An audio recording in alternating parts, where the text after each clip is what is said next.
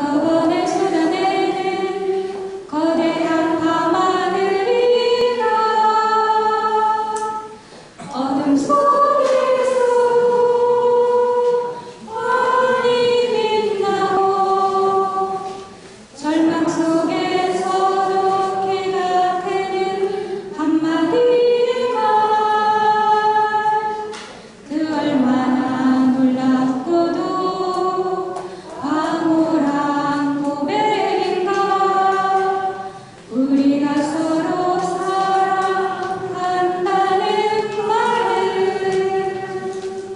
이거 잘하시는 줄 알았더니 음이 너무 낮아요? 잘 못하시네. 음이 너무 낮아요? 사랑한다는 말은 아시던 불 속에 핀 다시 하세요. 하얀 질레꽃 사랑한다는 말은 한 자락 바람에도 문득 흔들리는 나뭇가지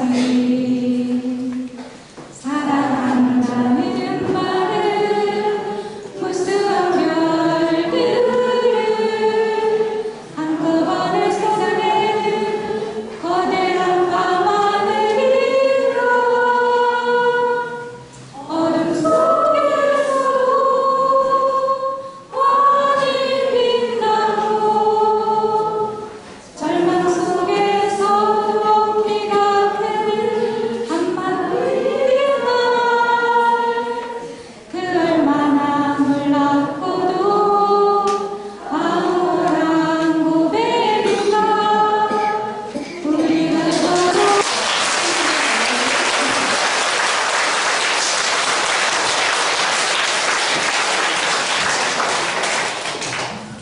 허리를 인사하다 말고 멈추죠. 제가 좀 전에 좀 불량기 있게 안 보였어요? 허리가 구부러지질 않아갖고 그래서 그래요.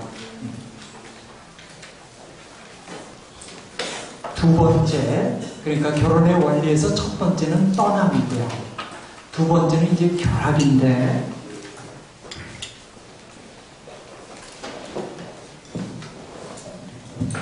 첫 번째는 떠남, 두 번째는 결합인데요. 이 결합이라는 것은 신성한 약속 속에서 이루어진다는 얘기를 여기까지 했는데요. 그런데 이 결합은 거리가 있는 결합입니다. 거리가 있는.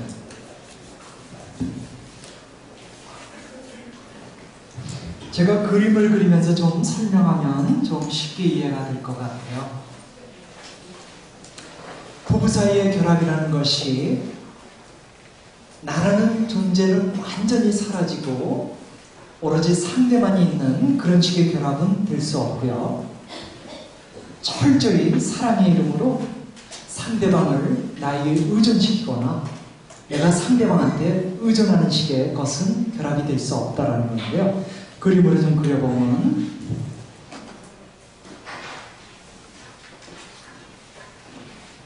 이런 관계가 있을 수 있습니다. 그러니까 한 사람이 너무 기대버리는 것이죠.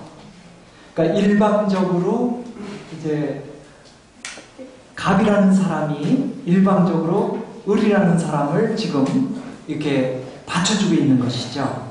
이럴 경우에 만약에 갑이 우리가 봤을 때 이제 왼쪽에 있는 사람이 갑이에요. 만약에 갑이 떠나버리게 되면 을이라는 사람은 무너져 버리죠. 그렇기 때문에 을이라는 사람은 이 갑이 떠나면 안 된다는 두려움 때문에 항상 나는 당신이 없이는 못 살아요. 이 말을 계속 할 겁니다. 입으로 표현하든 표현하지 않든 할 것이에요. 그럼 처음에는 갑이라는 사람이 그 을의 말, 나는 당신 없이는 살 수 없어요 하는 말을 처음에는 기뻐할 겁니다. 하지만 시간이 가면 갈수록 부담을 느낄 겁니다. 왜냐하면 아무리 잘 자라는 나무도 동물식물이 감아버리게 되면은 결국은 못 자라고 시들시들 죽어버리거든요.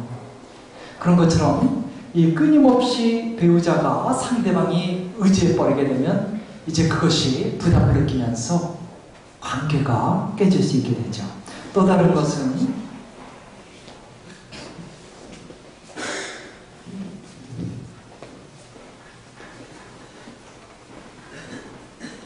이런 경우입니다.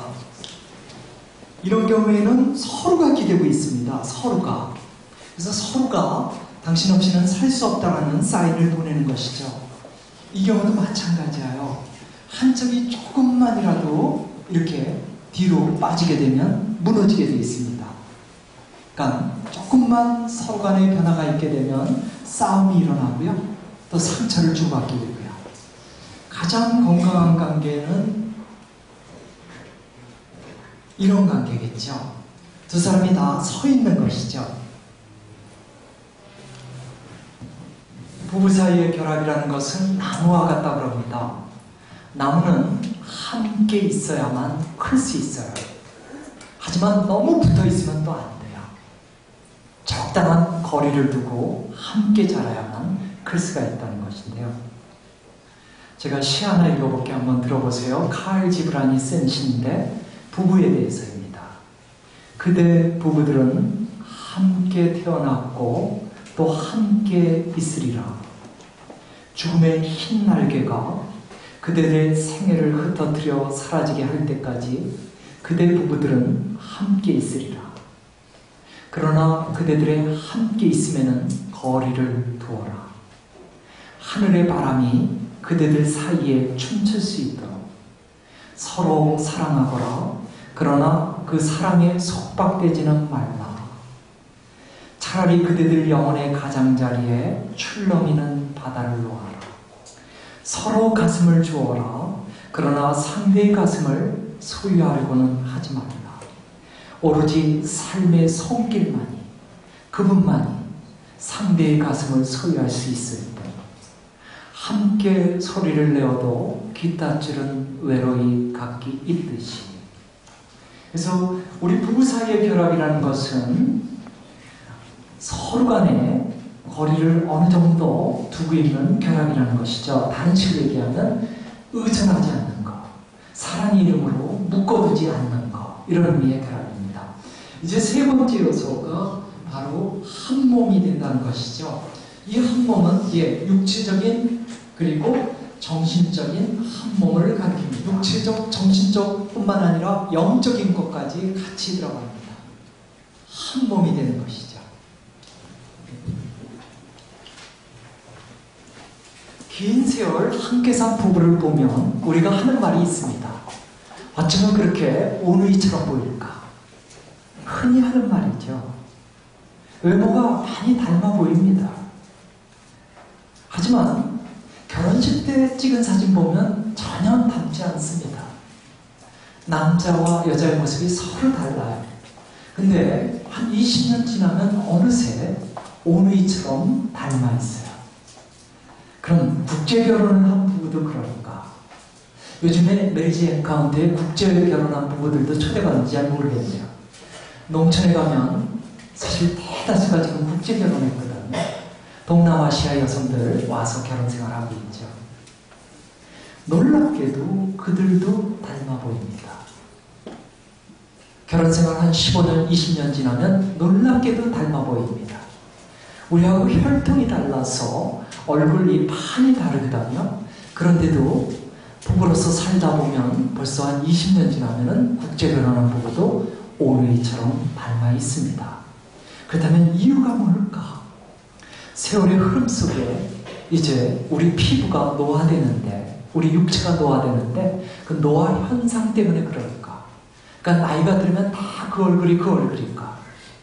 그렇지는 한 몸이 돼서 한 몸 공동체가 돼서 살다 보니까 희로애락을 같이 나눕니다. 그래서 남편이 웃을 때 아내가 같이 웃지요. 아내가 슬퍼할 때 남편도 같이 슬퍼합니다. 그러면서 계속 같은 부분에서 주름살이 이제 이 얼굴의 세포가 움직이게 되는 것이죠. 그래서 시간이 흘러가다 보면 어느새 부부가 닮게 되어 있습니다. 그러니까 부부의 얼굴은 그 부부가 얼마나 서로 일치해서 살아있는가를 보여주는 겁니다. 그럼 이 자리에 우리 부부는 아직도 안 닮았는데 그래도 뭐 안 닮을 수도 있습니다. 마음의 일치가 더 중요합니다. 이 한 몸이라는 것은 육신적, 그러니까 육체적, 정신적, 영적 한 몸이죠. 사실 함께 갑니다. 정신적으로 일치감을 못 느끼는데 육체적으로 일치감을 느끼기는 힘들겠죠. 그렇기 때문에 떨어져 있는 것은 아닙니다. 더불어 함께 서로 연결되어 있습니다. 영적인 일치감도 마찬가지고요. 저는 이제 아무리 바빠도 이 성경 공부하는 그룹에는 제가 응답을 합니다. 그래서 이제 적어도 1년에 한 번씩은 성경 그룹에 응답을 하는데, 가톨릭 성경 모임, 어버이 성서 모임, 우리 성서 모임, 이런 식으로요. 여정, 응답을 제가 하는데요. 그런 응답을 해서 가끔씩 듣는 말이 있습니다. 부부가 나이가 지금 50이 다 됐는데 지금 아이를 낳았다는 거예요. 근데 그 책임은 제가 져야 된대요. 왜 제가 져야 되는가? 말씀을 공부하면서 부부 사이가 너무 좋아져가지고 늦둥이를 낳게 돼요. 그런 얘기 많이 듣습니다. 진짜로. 부부가 함께 성경을 공부하면서 그전까지 맛보지 못한 일체감을 맛보면서 부부 사이가 더 뜨거워지고, 그러면서 막 부인도 40이 넘었는데 그런 불상사가 생기는 거죠. 여기서 불상사는 생명이 태어나는 불상사가 아니라 엄마가 죽을 수도 있고 아이가 기형아가 태어날 수도 있기 때문에 그런 의미의 불상사죠. 하여튼 저보고 책임지래요. 그러면 제가 기도합니다. 기형아가 태어나지 않도록 건강한 아이가 태어나도록. 저 때문에 그렇게 됐다니까. 네. 제가 드리고 싶은 말씀은 육체적인 한 몸이 사실 육체만으로 이루어지는 건 아니라는 거죠. 정신적으로 하나가 되어야만, 나아가서 영적으로 하나가 될 때 그 일치감은 대단하다는 것이죠. 지금 그 얘기를 하는 겁니다. 우선 그래도 육체적인 한 몸은 중요하죠. 특별한 사정이 아니면 배우자는 같은 삶의 자리에서 함께 살아야 합니다. 그리고 희로애락을 나눠야죠. 우리 영어 속담에 out of sight, out of mind 이 말이 있어요. 눈에 보이지 않으면 멀어지기 마련이다. 아무리 부부 사이라 하더라도 서로 얼굴을 보지 못하게 되면 사이는 멀어지게 되고 뜨악하게 됩니다. 제가 왜 이 말씀을 드리는가 하면, 특히 한국의 부부들이 지금 기러기 아빠 문제로서 어려움이 있거든요. 자녀 교육 문제로 인해서 부부가 떨어져 사는 것이 소수의 가정이 아니라 많은 가정이 그렇습니다. 조금만 경제적인 여유가 있는 집들은 그런 집들이 많습니다. 저희 서강대 교수들, 동료 교수들만 해도 3분의 2가 기러기 아빠입니다. 몰라요? 그 독수리 아빠인지도 몰라요. 틈만 나면 비행기 타고 날아가면 독수리 아빠. 그냥 자식들 공부시키기 위해서 열심히 일만 하면 기러기 아빠. 1년에 한 번도 못 가게 되면은 그것은 그런 용어가 있더라고요. 아무튼 각 가정마다 특수 환경이 있기 때문에 제가 기러기 아빠에 대한 이 이슈를 건드리지는 않겠습니다. 강의 자체가 누구를 아프게 하려는 게 목적은 아니거든요. 도움을 드리고 싶어서 하는 것이죠. 근데 잊지 말아야 될 건, 하느님의 뜻은 부부가 함께 사는 거지 떨어지는 것은 아닙니다. 아무리 자식 교육이 중요하다 하더라도 자식 교육 때문에 부부가 떨어지는 건 하느님의 뜻은 아닙니다. 여기까지만 하겠습니다. 더하면 부담되니까요. 너무 힘든 분들이 있을 테니까요. 그렇다고 지금 취소할 수도 없고, 그렇죠? 이제는 영적인 한 몸에 대해서 좀 중요하게 강조하려고요. 한 연구조사에 따르면 20년 이상 행복하게 결혼 생활을 하고 있는 부부들 조사를 했더니 놀랍게도 거의 다 종교를 갖고 있었습니다. 그것도 부부가 같은 종교를요. 꼭 뭐 가톨릭 신자 이것만 얘기한 게 아닙니다. 가톨릭 신앙이든 불교 신앙이든 부부가 같은 신앙을 갖고 있을 때 행복하게 살고 있는 것을 발견한 겁니다. 그 자신이 믿는 하느님 때문에, 자신이 믿는 그 신앙 때문에 배우자한테 더 간대하게 그리고 인내한다는 것이죠. 반대로 파경으로 치닫은 부부들, 깨진 가정들을 보게 되면 종교가, 신앙이 그렇게 중요한 역할을 하지 못했습니다. 그렇다면 이 젊은 사람들이 소개팅을 받을 때 꼭 던져야 할 질문이 있거든요. 그게 뭐냐면 그 사람의 신앙이 뭐냐, 이 질문 던져야 하거든요. 저는 서강대 학생들 가르치고 있는데요. 학생들, 너희들 중에 신앙을 보고 미팅할 때, 소개팅할 때 나간 사람 한번 손 들어봐. 그러면 아무도 손 안 들어요. 뭘 보고 나가냐 그러면 다른 거 보고 나갑니다. 외모죠, 우선. 순식간에 본답니다. 3초도 안 걸린답니다. 외모 쫙 보고 아니면은 그냥 자리에 가서 앉지도 않는답니다. 한 사람을 판단하는데 어떻게 3초 안에 발견합니까? 무슨 소고기를 찾는 겁니까? 뭡니까? 그러니까 제대로 외모도 없는 사람들은 결혼도 못해요. 아무튼 많은 젊은이들이 배우자를 찾을 때 상대방의 신앙이 뭔지를 고려하지 않습니다. 소개를 받을 때에도 고려하지 않습니다. 하지만 그리고 나서 결혼 생활이 얼마나 어려운지는 체험자들이 알 겁니다. 신앙이 없는 사람과 결혼하고 나서 힘겹게 사는 사람들 많거든요. 결혼이 이루어졌을 때 나한테 중요한 그 신앙이 상대방한테 철저히 무시되면서 삶이 괴롭습니다. 신앙이 없는 사람들은 우리하고 다르게 생각합니다.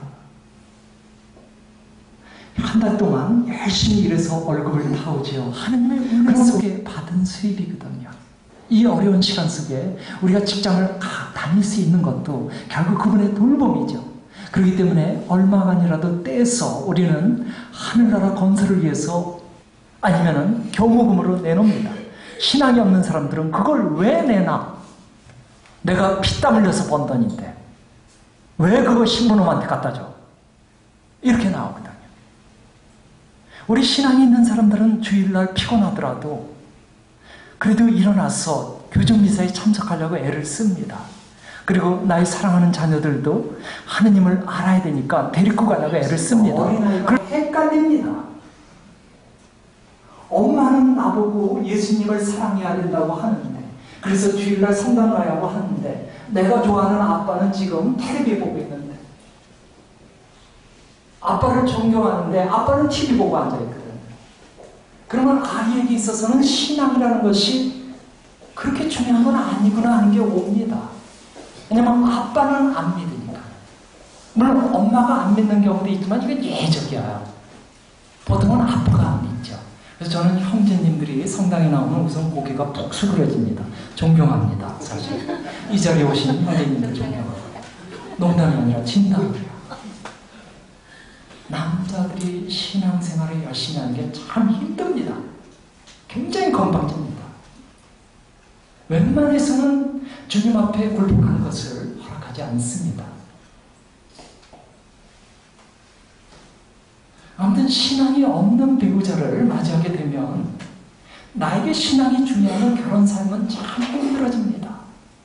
서로가 다른 가치세계 속에서 충돌할 일이 한두 개가 아닙니다. 대부분의 사람들은 이렇게 생각합니다. 아무리 이기적이고 무뚝뚝한 사람이라 하더라도 애인인 나에게는 잘할 것이라고요. 그리고 내 가족들, 나의 가족들에게는 잘해줄 것이라고 생각합니다. 착각입니다. 나한테 잘할지 모릅니다. 처음에는. 하지만 근본적으로 따스함을 갖고 있지 못한 사람들은 언젠가는 나에 대한 사랑을 거둡니다. 그런데 신앙이 그 사람을 바꿀 수 있습니다. 우리는 모두가 부족합니다. 그 부족함을 채워줄 수 있는 것이 바로 신앙입니다. 나름대로 노력하려고 하지만요, 변화되고자 나 자신의 노력만으로는 힘듭니다. 그분께서 도와주셔야만 가능한 것이죠. 그러니까 결혼을 통해서 사람이 바뀌어지지는 않습니다. 결혼을 통해서 한 사람의 성격적인 결함이 바뀌어지지는 않습니다. 결혼식장을 나올 때 그 사람 안에 있는 어두운 모습은 그대로 함께합니다. 처음에는 그것이 감춰져 있을 겁니다. 나에 대한 사랑 때문에 지각하죠. 하지만 그 안에 어두운 모습은 항상 도사리고 있다가 언젠가는 튀어나오게 됩니다. 그런데 그 사람의 그 부족한 모습, 그 어두운 모습을 변화시킬 수 있는 게 바로 은총이거든요. 하느님의 은총이거든요. 그렇기 때문에 신앙은 필요한 것이거든요.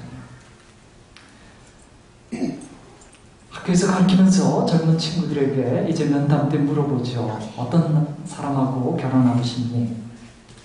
그러면 보통 그래요. 신부님, 제가 결혼하고 싶은 사람은요, 온화하고 정직하고 너그럽고 상냥하고 친절하고 이기적이지 않고 고린도일서 13장을 읊어요. 고린도일서 13장 사랑의 창가예요. 이건 은사입니다. 고린도일서 13장의 바울과 분명히 얘기합니다. 여러분은 더 큰 은사를 구하십시오. 사랑의 은사를 구하십시오. 은사는 그분이 주는 겁니다. 신앙도 없는데 어떻게 이렇게 따스하고 인내하고 참아주고 용서해 줍니까? 물론 신앙이 없는 사람도 인격적으로 훌륭할 수 있죠. 하지만 우리가 신자라면 당연히 같은 신앙 속에서 함께 살아갈 사람이 비워져야겠죠. 그런 의미란 뜻이죠. 이런 글이 있네요. 딸아, 이런 남자하고는 제발 결혼하지 마라. 어떤 아버지가 쓴 글 같아요. 물건을 집어던지는 남자와 결혼하지 마라. 나중에는 너를 집어던질 것이다. 자기 부모에게 함부로 말하는 남자와 결혼하지 마라. 부모에게조차 그렇다면 너에게까지 오는데 별로 시간은 안 걸릴 것이다. 친구들 앞에서 면박 주는 것을 재밌어하는 남자와 결혼하지 마라. 맨날 면박만 당하다 결국 헤어지게 될 것이다. 너는 가만히 있어 라고 자주 말하는 남자와 결혼하지 마라. 편하게 가만히 살기보다는 그냥 눌려서 가만히 살 것이다. 긴가민가 하는 남자와 결혼하지 마라. 이 사람 아니면 살 수 없어도 헤어지는 판인데 긴가민가 하는 남자와 어찌 결혼할 수 있겠니? 딸아, 다정한 사람을 만나 결혼해봐.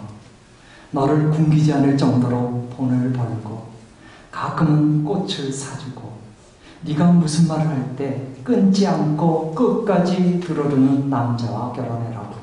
예. 우리 모두는 부족함이 있습니다. 그런데 결혼을 하고 나면 그 부족함이 드러날 수밖에 없습니다. 나름대로 우리가 그 부족함을 변화시키려고 애를 썼고요. 또 사랑하는 사람 앞에서도 애를 쓸 겁니다. 하지만 한계가 있습니다. 그분의 은총이 필요합니다. 그래서 신앙이 필요하다는 것이죠. 지금까지 제가 떠남, 결합, 한몸을 얘기했습니다. 놀랍게도 여기에 자식은 없습니다. 자식은 결혼의 조건 속에 포함되지 않습니다. 하느님께서 행복한 결혼 생활이 이루어지기 위해서는 세 가지가 필요하다. 그러면서 떠남과 결합과 한몸을 얘기했지 자식은 얘기하지 않았습니다. 그렇기 때문에 그리스도의 정신 속에 발전했던 서구 역사, 미국이나 유럽에서는 자식을 낳지 못했다고 이혼하는 경우는 없습니다. 우리나라는 그리스도교 국가가 처음에는 아니었죠. 유교 국가였죠. 그래서 7거지역 중에 자식을 못 낳는 게 포함됐고 자식을 못 낳으면 쫓겨났습니다. 이것은 하느님의 뜻은 아닙니다. 그래서 요즘에 생각보다 자식을 많이 못 낳습니다. 저는 아무래도 제자들이 다 대학생들이니까 이 생각보다 자식을 못 낳아요. 굉장히 많이 어려움이 있는데 스트레스 때문에 그런 건지 아니면은 남자의 정자가 예전만큼 건강하지 못해서 그런 건지 자식을 많이 못 낳습니다. 그렇게 낳고 싶어요. 그렇다 하더라도 하느님의 축복을 못 받은 거 아니라는 것이죠. 그런 운명이 그런 일은 없기를 정말 바라고요. 일단 결혼해서 자식을 낳아야죠. 하지만 설령 결혼을 해서 자식을 못 낳는다 하더라도 잘못된 결혼 전혀 아니라는 얘기 하고 싶고요. 그 다음에 두 번째로 결혼의 세 요소 중에 자식이 없다는 말은 자식은 부부 사이에 절대로 첫 번째가 될 수는 없다는 뜻입니다. 내 옆에 끝까지 남아있을 사람은 나의 배우자지 자식은 아닙니다. 근데 참 안타깝게도 한국의 많은 부부들은, 특히 엄마들은 결혼을 어떻게 생각하냐면 엄마가 되기 위한 단계로서 생각합니다. 그래서 결혼하기 전까지는 남편이 전부입니다. 하지만 일단 결혼해서 자식이 태어나면 남편은 첫 번째가 아닙니다. 자식이 첫 번째입니다. 이것이 하느님의 뜻은 아니라는 거 아셔야 합니다. 언제나 배우자가 첫 번째입니다. 근데 많은 엄마들은 자식이 생기고 나면 아내로서의 역할이 첫 번째인데 엄마가 첫 번째가 돼버립니다. 그럼 남자들은 안 그런가? 피정 때, 특히 이제 부부관계에 대한 피정 때 자매님들한테 제가 종이를 나눠주고 배우자의 첫 번째 우선순위 누굽니까? 하고 써보라 그럽니다.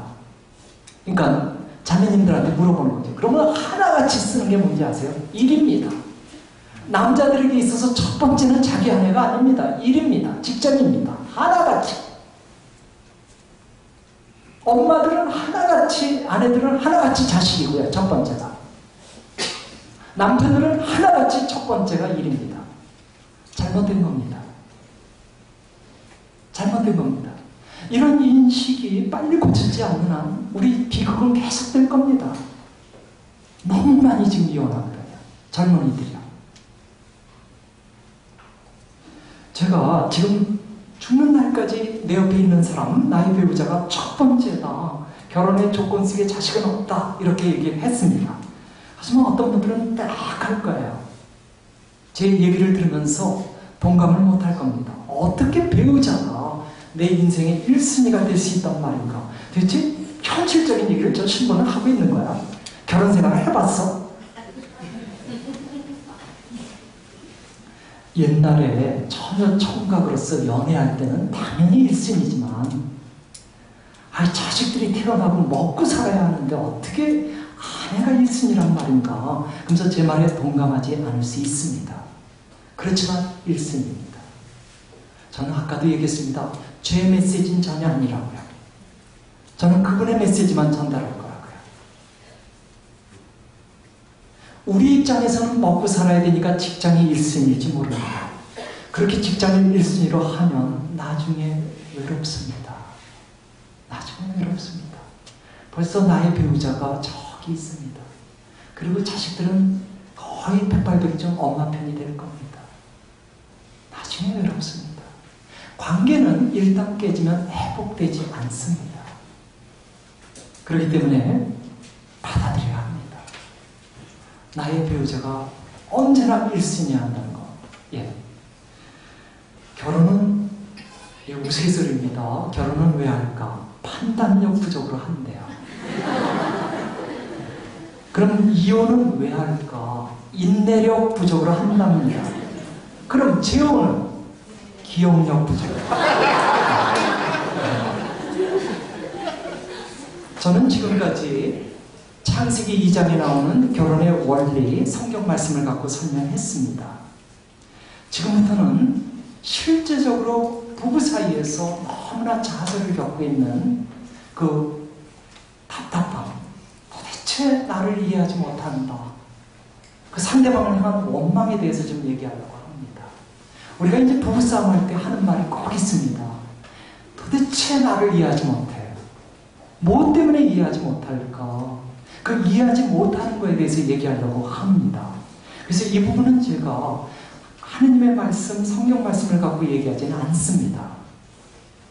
그럼 여러분들 중에 질문이 올 거예요. 결혼 생활도 하지 않았으면서 어떻게 결혼 생활에서 오는 그런 대화의 단절에 대해서 얘기를 해주려고 하는가? 그 질문을 계속 갖고 있으면 제가 무슨 말을 하든 귀에 안 들려올 겁니다. 그래서 그런 질문을 제가 풀어드릴게요. 우선 장기를 들 때 옆에서 훈수 드는 사람이 더 잘 듭니다. 네. 거기에 대해서는 의문 없겠죠. 병아리 감별사가 한 번도 달걀을 낳아본 적이 없지만 달걀이 썩었는지는 압니다. 예. 저는 신분이 사제죠. 사제에게 준 특권이 있습니다. 그게 뭐냐면 여러분들 삶에 감추어져 있는 아픈 세계입니다. 저희들이 면담을 주면 뭐 좋은 얘기 때문에 면담하지 않습니다. 다 가슴 아픈 얘기입니다. 그 가슴 아픈 얘기의 대다수는 부부 사이 그리고 자녀 문제입니다. 누구보다 부부 사이의 아픔을 저희들은 듣게 됩니다. 그렇기 때문에 왜 이 아픔이 있는지도 고민하게 됩니다. 그렇기 때문에 충분히 얘기할 수 있다고 봅니다. 물론 또 다른 쪽으로 추가하면 나름대로 심리를 계속 연구했죠. 심리학을. 특히 부부 사이의 심리에 대해서. 그러니까 가능하면 모든 책을 읽고 있고 지금도 저는 저녁 때 영적 독서가 다 심리학 책입니다.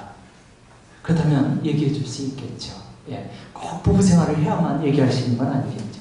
거기다가 저는 저희 배우자가 20명입니다. 제 공동체가 21명이 살아요. 함께 삽니다. 이게 부부입니다. 30년 함께 살고 있습니다. 그렇기 때문에 충분히 얘기할 수 있겠죠. 뭐 이렇게 계속 변호까지 안 해도 될 텐데 그래도 혹시 결혼도 안 했으면서 떠들고 있어 이런 말 할까요? 아무리 천생연분으로 어울리는 부부라 하더라도 2년을 넘지 못합니다. 설레는 감정이 2년을 넘지 못합니다. 이것은 과학적으로 많이 증명되고 있죠. 코넬 대학의 심리학팀이 연구를 했습니다. 다양한 집단 속에 2,500쌍을 갖고 조사를 했습니다. 그랬는데 그 2,500쌍에 그 가슴이 뛰거든요. 근데 조사를 했더니 2년 만에 그게 안 뛰는 거예요. 그러니까 누군가를 좋아하게 되면 애정 호르몬이라는 것이 올라오게 돼 있습니다. 그래서 손끝만 스쳐도 뭐 짜릿짜릿한 거죠. 정신이 없죠. 근데 본 사람 또 보고 또 보고 또 보고 하면 이 자극이 없어집니다.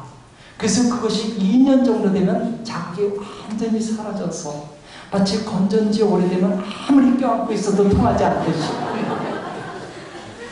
통하지가 않습니다. 애정 호르몬이라는 것은 크게 옥시토닌, 도파민, 그리고 페니레시라민 이 세 가지입니다. 누군가를 좋아하면 이 호르몬이 막 쏟아지기 시작합니다. 그래서 자기 눈에 안경이라고 너무 상대방이 좋습니다. 결정은 안 보입니다. 이 호르몬 때문에 보일 수가 없습니다.